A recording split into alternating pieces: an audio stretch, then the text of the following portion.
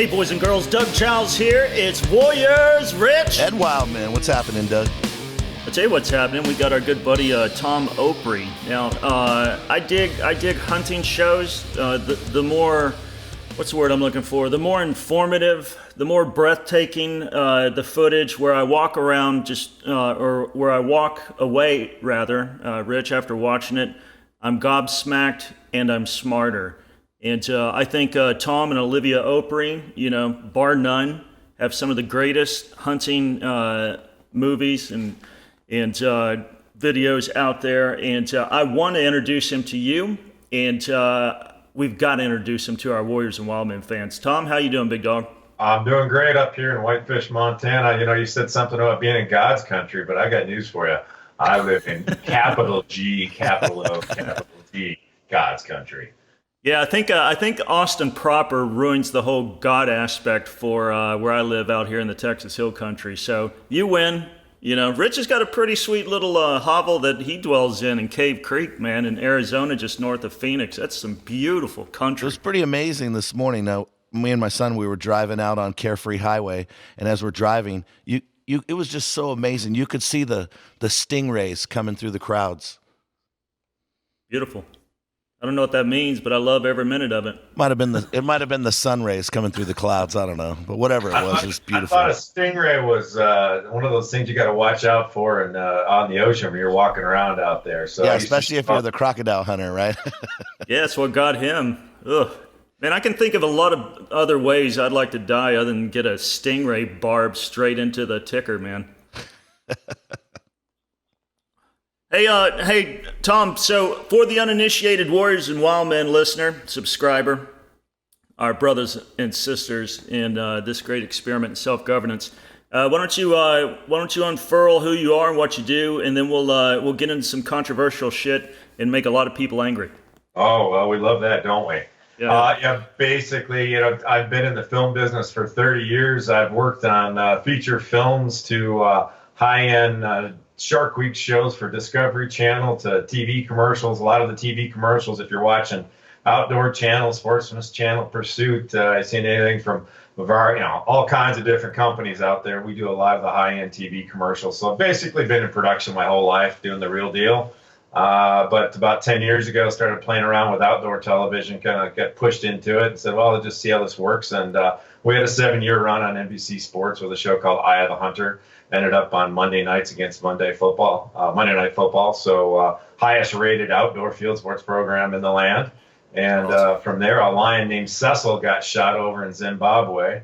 And NBC got pussified and decided they weren't going to run any more outdoor field sports. So we've gone hardcore into wildlife conservation, and you can watch a lot of our content throughout social media, YouTube, even on Amazon Direct Video. So if you're a Prime membership, you can see a lot of our content now online.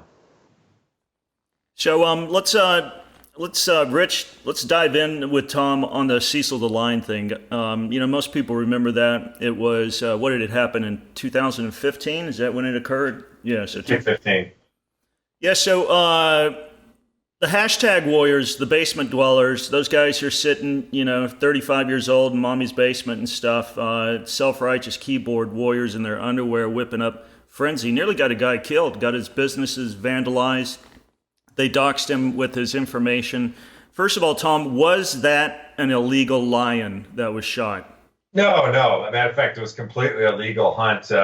Dr. Palmer out of Minnesota was on a hunt with a hunting consultant, who's a friend of mine, guy out of Alberta named Brent Sinclair, and actually was with him on the hunt, put the hunt together.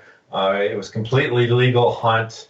The lion was a lion that had been kicked out of its pride, 13 years old, and that's a very old lion. Lions in the wild typically don't make it past 10, but wow. This lion had been living in Wengi National Park in Zimbabwe, where a lot of photo tourists had been coming through there and photographing him. So there's a lot of documentation, and the local photo tourist folks had actually named him Cecil because he was the breadbasket, man. He was money for them. He was always on cue, and they got their pictures, and everybody went and kept coming back and spending their money on the tourists. So the lion got kicked out of his harem, and he was out Matter of fact, he had a GPS collar on him that was part of a Oxford University study that in part was paid for by Dallas Safari Club for the collar and the study. And so they had GPS data on this cat, and he'd been outside of the park for almost 2 full months before he actually got hunted.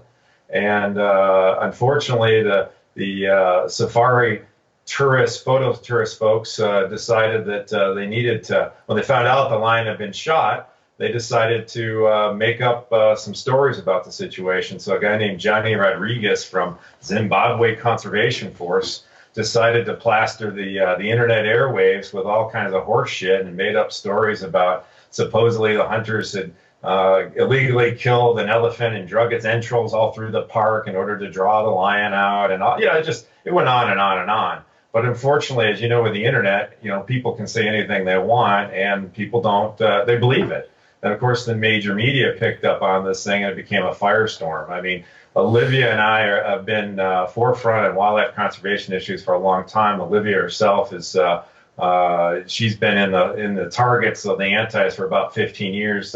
She used to be Mrs. Nebraska when she worked at Cabela's, and she had a platform that she would promote hunting and wildlife conservation and how the hunters' position is that, the North American conservation model. And of course, that brought in a lot of interest from the antis. And of course, they don't like to see attractive women out there hunting. So for the last 15 years, she's dealt with it. And when this Cecil thing happened, it's almost like it just blew up and became this crazy, crazy deal. We had the Animal Liberation Front put a bounty. Some of their members put a bounty on her life, $50,000 to kill her. We saw thousands of posts by people. And it's not just a few people, these antis. I mean, it was literally thousands of people that were posting at this time that my wife should be raped and defiled by natives, that she should have acid thrown in her face, wanted to kill our kids and skin them and hang them up on their walls. The word, huntress instead of huntress was, bandied out on a regular basis. But I mean, this was crazy shit. And Dr. Palmer was dealing with it, and the reality is this was all about, an animal that it was beyond its prime. It was legally hunted. The money that was created through, I call it consumptive tourism, it directly benefits people on the ground in these communities, these local indigenous communities. It helps the people in the hunting industry. And of course, the governments make some money off of it too. So if there's no value for wildlife, the people are going to kill this shit because it's going to constitute their way of life. So the reality here is Cecil was completely above board, perfectly legal. There was only one issue that could be, it's more of a Zimbabwe issue, in that the farms that were around Wangi National Park, you can remember it had been run by a dictator named Robert Mugabe. And basically there in Zimbabwe, he had given those farms, they had taken them away from white farmers, and he had given them to his buddies. And so some of his buddies had these farms where they were hunting, and they had quota in one farm, but not in the other. And the national parks had, for 10 years, have been allowing them to trade quota back and forth amongst. So it's the same ecosystem. Just some farms had more quota for lions and other animals than others. And they just, since they were all buddies with the president, they traded things back and forth. But there was no legal or laws that said they couldn't do that. So that's just a practice that they use there. So to answer your question, perfectly legal. And the anti-hunting community did, literally weaponize social media and did everything they could to destroy Dr. Palmer. Hey, why don't you, Tom, quickly educate the numbnuts who don't know what happens to 13-year-old toothless lions in the wild if they think hunting's cruel. We have a society where we've grown up watching Walt Disney films and Pixar animation films and, The Lion King. And when a lion reaches, first of all, let's back up for a second. Lions, the male lions, do very little hunting once they take over a pride. It's the female lions, the lionesses, that do the bulk of the hunting. So when the lionesses make a kill on a zebra, a wildebeest, Cape buffalo, whatever it is, the male lion will come in there and he will feed first, and then the females. And then when the females are done, the cubs come in to feed. And in this situation, We had a lion that was 13 years old, which is kind of crazy. And I thought it was really interesting, and it's a little controversy, is that I was talking to a photographer who works for National Geographic, a guy named David Chancellor, a couple years ago at Dallas Safari Club. And I said, hey, David, I saw pictures of this lion literally, 6 months before he was shot by the hunter. And this lion had this beautiful coat. It was shiny. He had rippling muscles. I mean, we're talking about an animal that, we all have dogs, and you see your dog at home and you feed him really good. He's got this beautiful, shiny, oily coat, and he looks great. But what happens with lions when they get kicked out of that pride, well, they have a tough time, feeding themselves, because they no longer have this whole pride of lionesses out there hunting for them. And they literally become, in many cases, scavengers. And in fact, this lion was on a naturally dead elephant and feeding on it when the professional hunters located it. So what we have is a situation where you have this beautiful lion who's 13 years old. And the question I brought up to this National Geographic photographer was, hey, the only way this lion could be this way is if somebody was feeding. Yep, absolutely. Well, guess what was going on in Wenge National Park? Now, I can't prove that, but I'm pretty dang sure that common sense would dictate that there's no way a lion in the wild, as your question is, gets to this point physically to be like that, unless there's some kind of supplemental nutrition going on. So yeah, let's face it, if you get your money shot, you got that lion is always there at a certain time every day in the same place, and you can bring your crew of people in to take their photos, and they can all say, oh, there's Cecil the lion. Hey, it makes sense, doesn't it? Yeah. So what happens to a lion when he gets kicked out of his pride? Well, of course, they can't feed. They can feed, but they're not going to do a whole lot of hunting. They're going to do what they can, and eventually they're going to start to go down physically. And when they start going down that hill, it's not like Disney. When the lion is on his last legs and he's emaciated and he's dying, he doesn't walk up on a hill and all the other lions come around and sing Kumbaya. What? I'm a Kenya. Exactly. Like what happens is you'll get other predators, namely, usually hyena. They'll come in and they'll rip this sucker from stem to tail. I mean, just literally rip them apart and eat them if they think they can get away with it. And that's Mother Nature. I mean, that's the fact about Mother Nature. Every living creature on this earth is going to die. And every single thing, you walk outside your door, there is something trying to eat something all the time. Yeah. And there's nothing wrong with that. Without animals dying, humanity doesn't exist. And the reality is there's literally billions of animals that we as humans kill every year to feed our kids. I like to say to the 30-year-old housewife that's got a couple kids at her ankles, and you're like, hey, man, do you like McDonald's Happy Meals? And they're like, yeah, well, my kids love them. I said, yeah, well, let me tell you a little story here. There's nothing happy about a McDonald's Happy Meal. I don't care if you got the chicken nuggets or the cheeseburger. You, lady, paid somebody to kill an animal to feed your damn kid. All right? But there's nothing wrong with it. Right. And so, with that lion, they're going to die, and it's not a pretty death.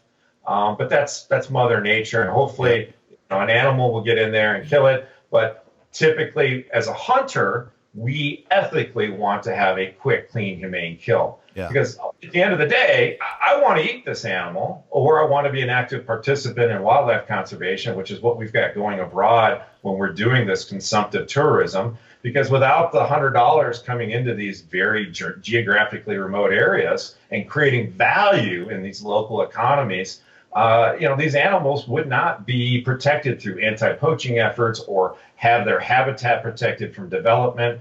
And there's just all kinds of stories of what humanity does to wildlife, and it's a travesty that we don't prioritize these habitats better than we do. But every single person in London, New York, LA, they make a decision, and that decision has a downstream effect. Yeah. So they go to McDonald's and buy their burgers. Hey, it's meat. I get it. Where did it come from?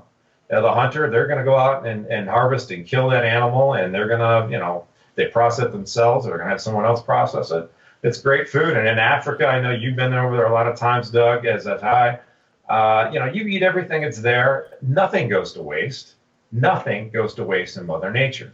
Something is going to eat what's left on the ground. Doesn't matter. Yeah. That's reality. Well, I think something that's interesting that you guys were both talking about how this generation is growing up watching these cartoons and stuff, and they're people are increasingly humanizing animals, and it's the weirdest thing. Two articles came up on Fox 10 News out here yesterday that I saw. One was that plane that skidded off the runway and went into the river, the people were fine, and they said the pets were underwater and were feared to be dead. And first of all, how many pets are on this plane, right? It's not like there's a zoo under there. Like, I don't know, 3 people brought their dog and they threw him in the bottom and they drowned. Who cares? But these people were losing their minds. And I put a comment on there. I said, this is news. Like, if you wrote the story, hey, plane slides off the runway, people are saved. Unfortunately, the pets didn't make it, right? No, this is the whole story about the pets. And I put, this is news. And this guy put on there, it would be better if your girlfriend died than these pets. Well, first of all, my girlfriend is my wife, but he obviously wasn't able to figure that out. But the weird thing is, they're equating that with, I'm not interested in the whole story because these pets died. And then same day, a whale washed up on the beach in San Francisco. And I just read the article so I could see the comments. And the comments were like, oh no, it didn't get beached and then die. It died and it washed up dead. Newsflash. Animals die in the ocean every day. This one just happened to wash up on the beach. Why is that sadder than anything else? It already stinks in San Francisco. They're cleaning crap, human feces up off the street. That probably made it smell better if you get a good wind coming in from the beach. I don't understand. And then you go in Scottsdale out here in Phoenix, you go to Scottsdale, and I go to eat, and this lady has a bull mastiff sitting at the table, slobbering I lose my mind. I went to Starbucks, and when I got up to the window, on the drive-thru, the lady in front of me, she orders something. They put this cup out the window, and the dog sticks its head out the window and starts eating something out of this cup, just slobbering all over the place. And when I pulled up, I said, excuse me, do not let my drink touch that counter. Put it in my hand. I don't appreciate that lady's dog slobbering all over the place. And she said, well, that lady actually just paid for your drink. I said, I would prefer to pay for my own drink without dog slobber. So I don't get that. Like, animals are animals, people are people.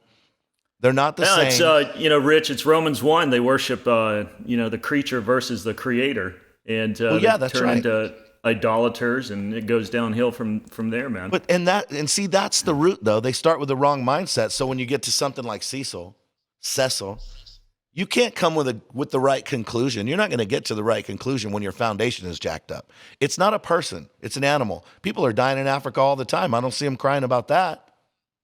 Right.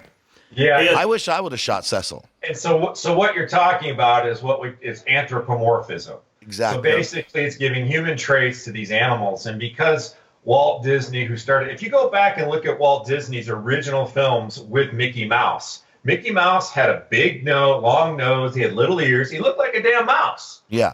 But we don't like mice. So if you watch the next 30 years of evolution of Walt Disney World and that mouse, it slowly gets a smaller nose, bigger ears, and bigger eyes. So what they did is they used psychology, and they determined that human beings, and this is a marketing ploy, human beings are much more apt to enjoy it or take a message and accept it that comes from a young human child, a baby. We see babies, hey, what can we do? What can we do? Okay. So they changed that figure of that mouse, Mickey Mouse, from this, this shitty ass little rogue mouse that was, sneaking around trying to steal your cheese, to this thing that looked like your freaking baby.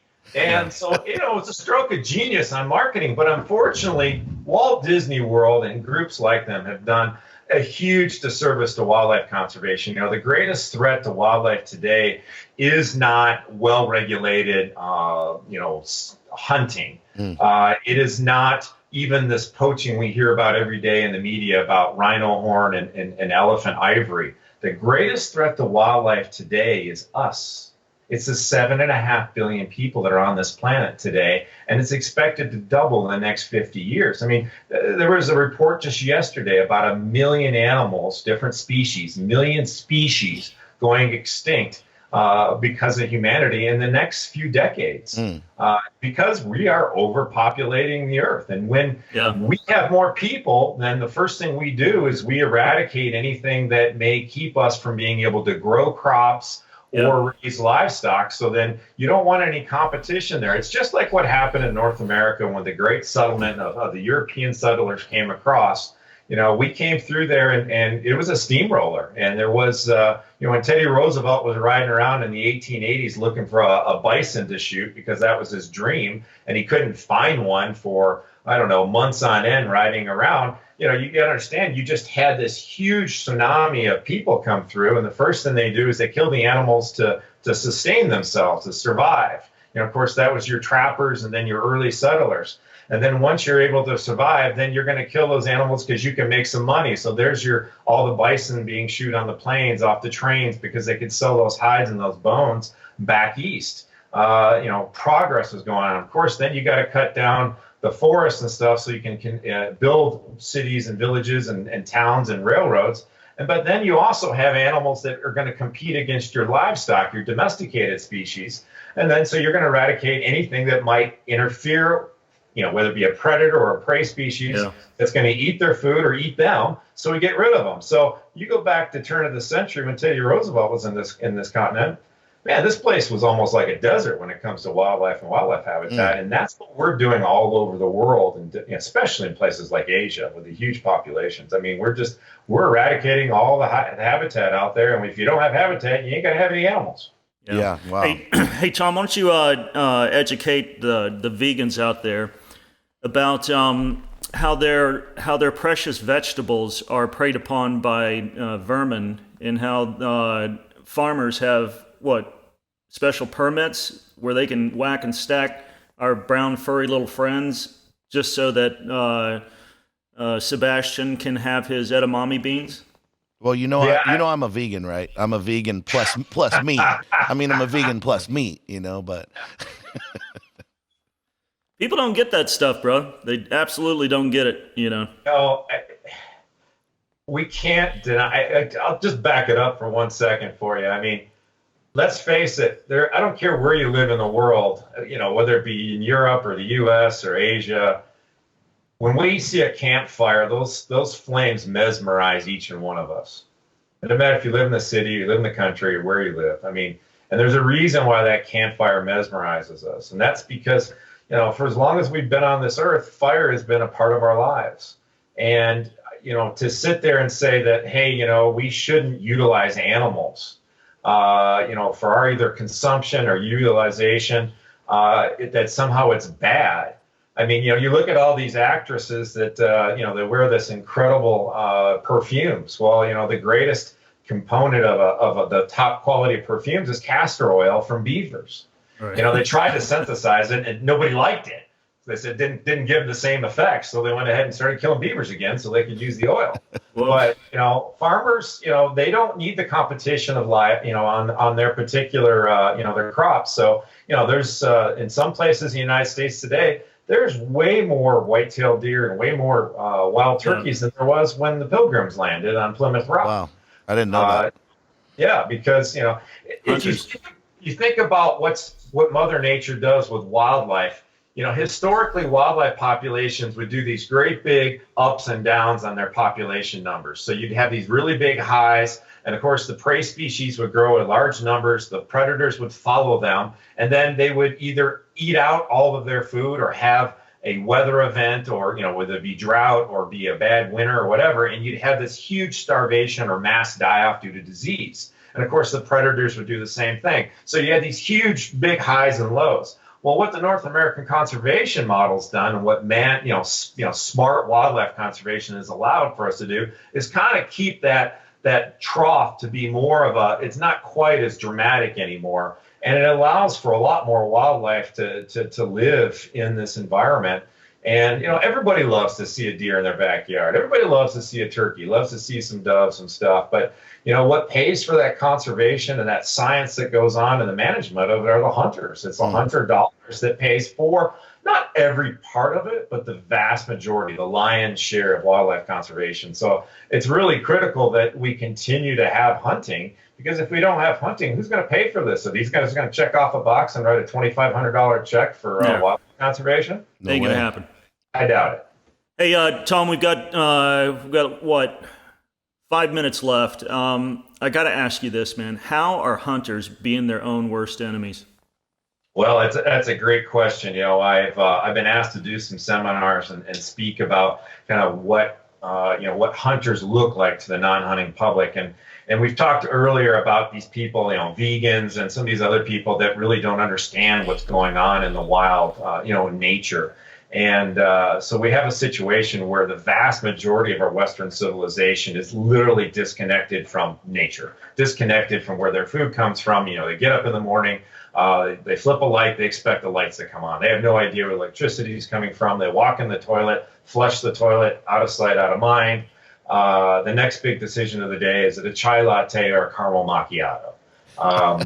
It's not about making sure my kid doesn't get eaten by a crocodile while they go get water for the morning breakfast and make some mealy meal. The reality is that we have, through anthropomorphism that we talked about with Disney and Pixar, and the fact that the mainstream media seems to be more interested in the welfare of animals and pets, like you were talking about with the airplane crash. We now have this huge disconnect, and because of that huge disconnect, the average public doesn't understand why hunters should hunt. And in hunting, for 40 years, I've watched, my father was an outdoor writer, wrote for Outdoor Life and Field and Stream. So I kind of grew up watching it. But, as from a film industry side of things, I was able to kind of watch it from a perspective that was pretty unique. And, I watched hunting go from being more of a biocentric approach, which, obviously, food, shelter, tools, clothing, to more of what I call an egocentric approach to hunting. What we portray to these people that are completely ignorant about why we hunt now, because they're no longer connected, is that we hunt because it's about record books and tape measures. It's about our egos. It's about competitions. And the anti-hunting public or anti-hunting groups have done a really good job of weaponizing record books and that type of terminology. Trophy. The word trophy is a really that's a word that really rings negatively with the general public because of what anti-hunting groups have done, and they've been able to weaponize this stuff, and they are kicking hunters' ass left and right. But unfortunately, all the wildlife conservation we do, which is incredible, the North American model is the absolute most successful wildlife conservation ever in the history of this planet as far as man goes. And we don't do a good job of telling the public that. We preach to each other dang well, but we don't talk to the public. And what we do put out there is nothing but, gripping grins. We're sitting there holding our animal. And of course, as hunters, to achieve success in the field and be able to pattern that whitetail buck or get that decoy spread right so you get the ducks and the geese to come in, or you're in Africa and you experience hunting a dangerous game animal or the plains game animal. It's an experience that, hunting is a state of mind. And it's something that we have a hard time explaining to people that no longer understand why we hunt. Because when they think about getting food, they go down to the grocery store and it comes in a styrofoam package. Last fall, there was a survey done. It was either LA or San Francisco or LA or Chicago public schools, but they surveyed high schoolers. And 47% of the kids didn't realize that their burger came from an animal and animal died in order to keep them. 47%. Wow. So, but hunters, if they're putting out a message about egos and we're getting it thrown back into our face, we have to take a look at things because, and I know I've talked to you about this, Doug, but we live in a representative democracy, and in order to win an election, you need 50% plus one vote. We know that real well watching what's been going on here. We now see politicians that are completely disconnected with nature working with anti-hunting groups to motivate their base, much like we might do, or other groups might do to motivate their bases, whether it be Second Amendment or pro-choice, pro-life, whatever it is. They're using that as a highly emotional plank to drive their base to the polls. So now we've seen in British Columbia and grizzly bears, also last year in New Jersey, governor's race where the governor's candidate, the Democrat, said he was going to ban black bear hunting if he was elected. Well, of course, he got elected, and the first thing he did was ban black bear hunting. No science, no wildlife conservation involved in this. Yeah. Strict politicization of wildlife conservation. And hunters have got to do a better job of explaining why we hunt.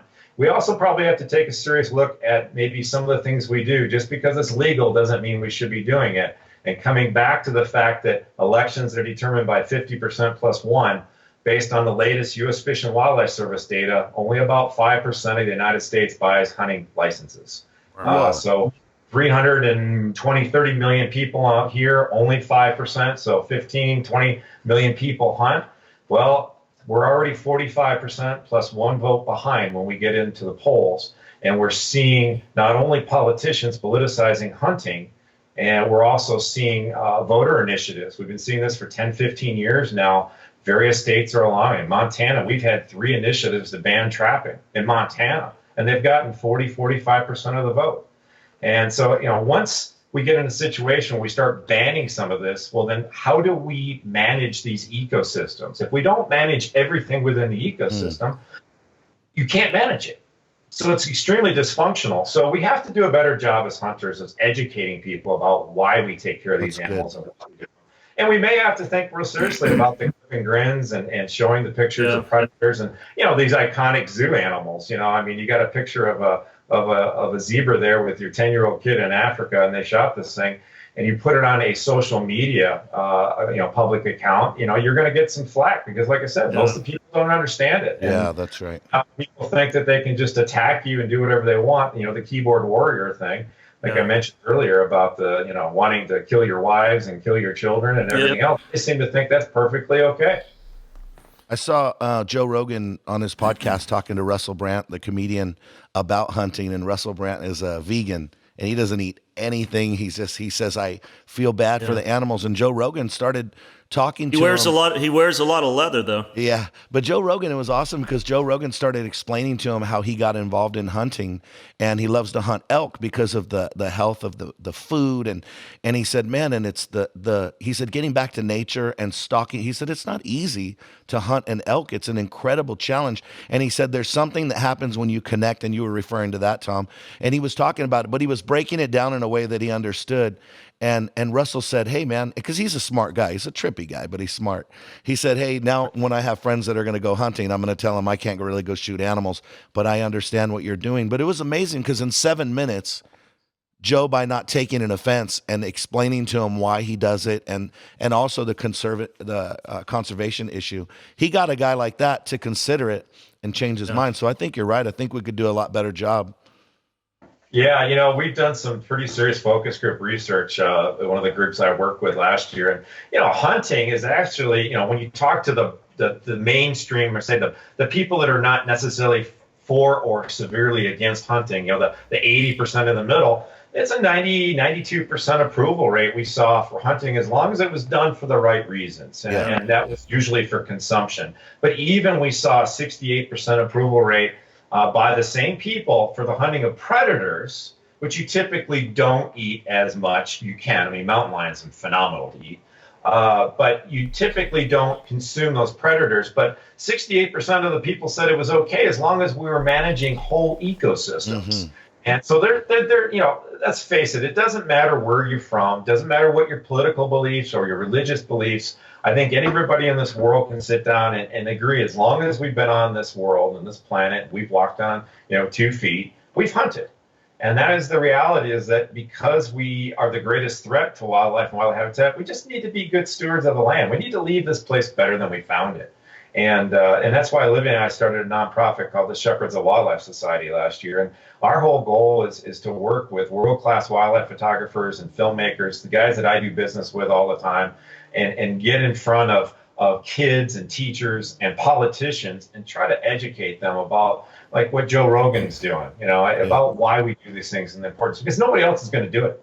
Like I said, at the end of the day, it's about the chai latte or the caramel macchiato, or, it's about the dogs in the hold of the airplane that crashed and the 40 some, people that potentially, or 80 people that could have died on the plane.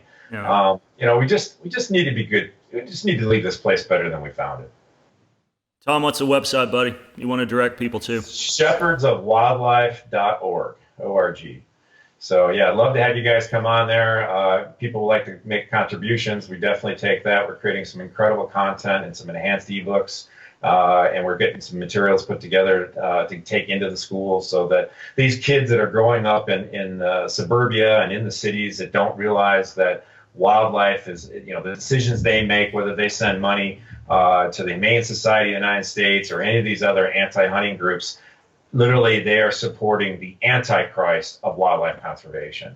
And if they want to support true wildlife conservation, then they need to get together with, buy a duck stamp. It's $25, federal duck stamp. Anybody can do that. No matter where you live, as long as you got a post office. Heck, I think you can buy them off online, and that goes to help pay for wildlife conservation.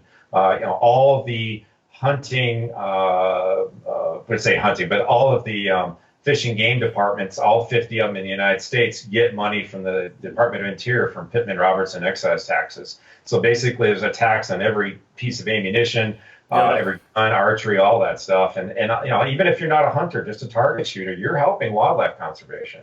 And so you should be proud of that. And we just have to do a better job of making sure everybody knows what they're playing, the decisions they make, how it affects our natural world. And if we want to have lions around, if we want to have grizzly bears, if we want to have deer and elk, we want to have ducks and geese, then we got to take care of it. Tom Opre, that's O-P-R-E, shepherdsofwildlife.org. Always a pleasure, big dog. Hey, man. Information overload, baby. Yeah, good stuff. Nice meeting you, Tom. Thanks. 3 more podcasts. Yeah, I know it, man. Yeah, we'll have you back on, definitely. Hey, good luck this summer with all your filming, all the ventures, and stay rowdy, brother.